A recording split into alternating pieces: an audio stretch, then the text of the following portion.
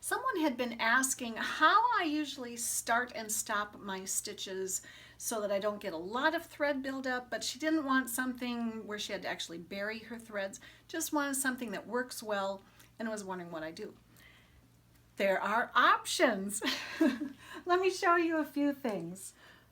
So most of the time when I am going to be starting, I'm going to drop my needle, I'm going to pull up my bottom thread, and I'm going to take 2 or 3 stitches just in the same spot basically.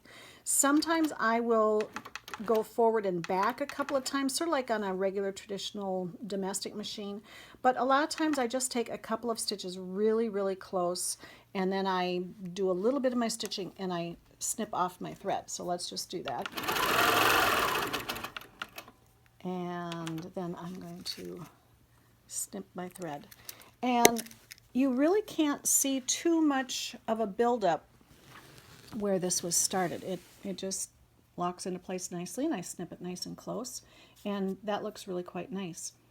If I'm sewing along and I break a thread and I have to go back and start again, such as if I'm using my computerized Pro Stitch or something, and all of a sudden you're stitching along and something breaks, let's just pretend it broke right there. I'm just going to cut it off, and we're going to try to start again. So come over here and look. So this is not locked down. It's just a dead end that quit. Okay. How are we going to make that start up again without too much thread? Now I'm using white thread on navy blue fabric, so this is going to show really easily.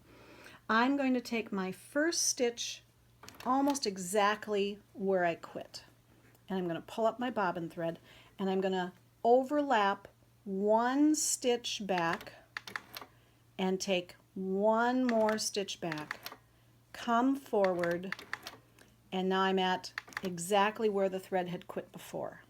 And now I'm going to continue on.